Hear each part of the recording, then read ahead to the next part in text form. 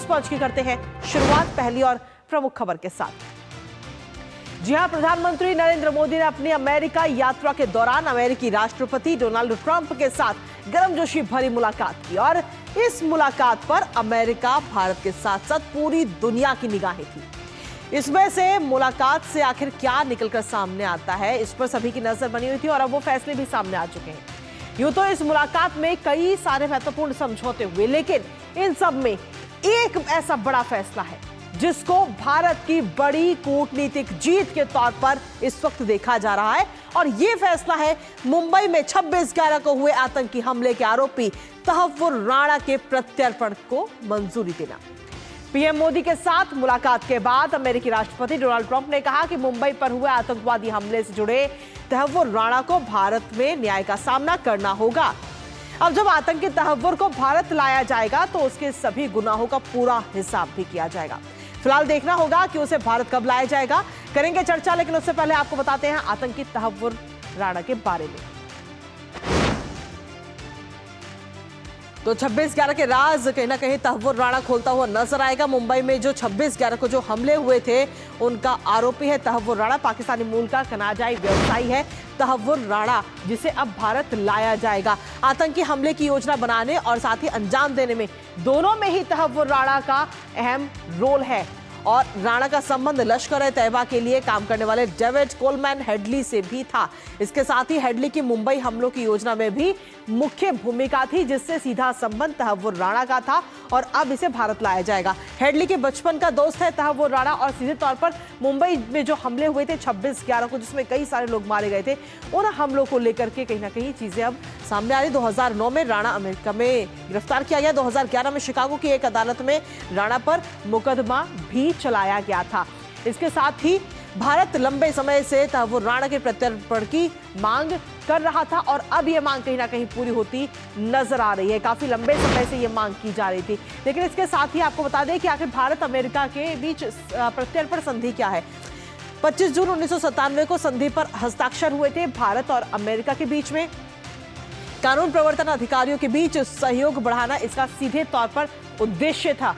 इसके साथ ही अंतर्राष्ट्रीय कानून प्रवर्तन प्रयासों में भी अहम योगदान हो, इसका भी ये उद्देश्य था। और सीधे तौर पर ये जो भारत अमेरिका प्रत्यर्पण संधि है उसमें और क्या कुछ क्लॉज है वो आपको बता रहे हैं। अपराधी के 1 वर्ष से अधिक जेल में रहने पर प्रत्यर्पण संभव है। अगर कोई भी अपराधी 1 वर्ष तक जेल में रहता है तो उस पर प्रत्यर्पण किया जा सकता है। दोनों अनुबंध पक्षों के कानूनों के तहत कठोर सजा पर प्रत्यर्पण है। दोनों देशों के कानून के तहत अपराध एक जैसी श्रेणी में ही होना चाहिए, ये भी इसमें कहा गया है। इसके साथ ही किसी भी प्रत्यर्पणीय अपराध के लिए अब प्रत्यर्पण दिया जाएगा। तो यानी कि जो संधि है अब उसमें तहव्वुर राणा का नाम जुड़ चुका है और तहव्वुर राणा को अब जल्द से जल्द भारत लाया जाएगा। राजनीतिक अपराध के लिए प्रत्यर्पण नहीं दिया जाना चाहिए।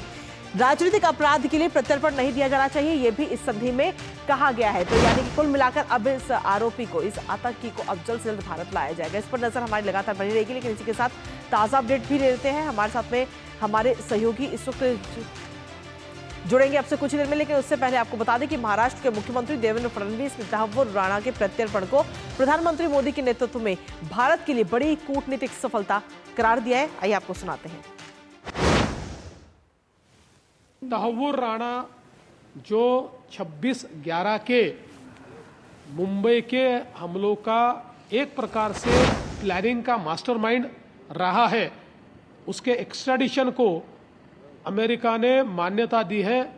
मैं इसके लिए देश के प्रधानमंत्री श्री नरेंद्र मोदी जी को बहुत बहुत धन्यवाद देता हूं। हम सभी भारतवासी ये चाहते थे कि भारत के खिलाफ साजिश करने वाले, हम पर हमला करने वाले इस मास्टरमाइंड को भारत को सौंपा जाए, क्योंकि हमारे लीगल और जुडिशियल सिस्टम के माध्यम से हमारा अपराधी ये अपनी सजा पाए, ये हमारे लिए बहुत महत्वपूर्ण है।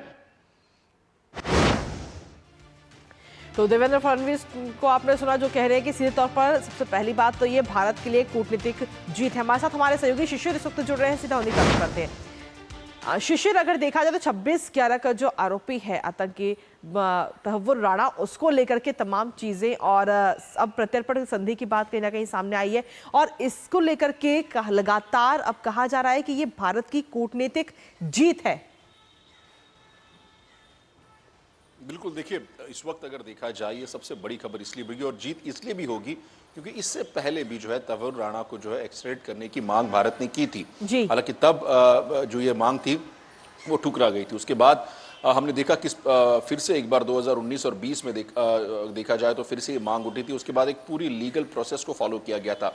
तहव्वुर राणा इससे पहले अगर देखा जाए तो उनको जो है एक वीडियो कॉन्फ्रेंसिंग के जरिए कनेक्ट भी करा गया था और साथ ही साथ जो भी इस पूरे केस में जो सबूत है वो भी पेश किए गए थे यूएस कोर्ट में। और उसके बाद अब यूएस कोर्ट ने हालांकि ये अनुमति दी है कि तहव्वुर राणा का एक्स्ट्रेडिशन इंडिया में हो सकता है। लेकिन उससे पहले यूएस में अगर बात करें तो यूएस में भी अलग अलग कोर्ट के दरवाजे जो है भारत ने लगातार खटखटाए हैं और उसके बाद ये प्रोसेस जो है अब कंप्लीट हुई है। इससे पहले तहव्वुर राणा ने जो है एक रिट पिटीशन भी यूएस कोर्ट में दायर की थी एक्स्ट्रेडिशन के खिलाफ। हालांकि वो जो रिट पिटीशन थी उसको भी जो है यूएस कोर्ट ने जो है खारिज किया है। इसीलिए ये कहीं ना कहीं एक सिंपल प्रोसेस नहीं है कि भारत ने अगर देखा जाए तो तहव्वुर राणा की एक्स्ट्रेडिशन की मांग की और वो मांग जो है वो पूरी करने वाले है यूएस कोर्ट। अभी इसके लिए एक पूरा एक प्रोसेस था जिसको फॉलो किया गया और उसके बाद जो है अब ये एक्स्ट्रेडिशन जो है तहव्वुर राणा का भारत को होने वाला है।